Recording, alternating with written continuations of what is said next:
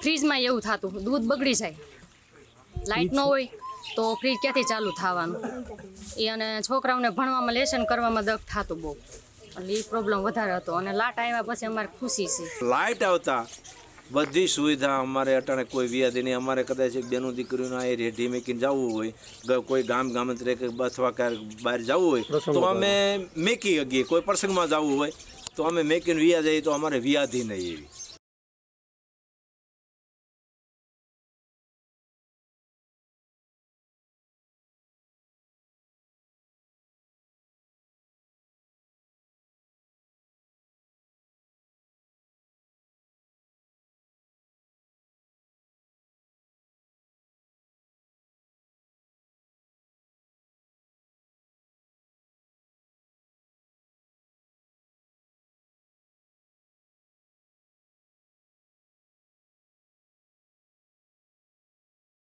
જ્યોતિગ્રામ યોજનાના સામાન્ય લોકો સુધી જ્યારે લાભ આપવા માટેની વાત છે કે ગામથી જે લોકો 2 કિલોમીટર દૂર રહેતા હોય એવા લોકોને જ્યોતિગ્રામનો લાભ મળે, એ ક્યારેક કલ્પના કોઈ કરી નહીં હોય.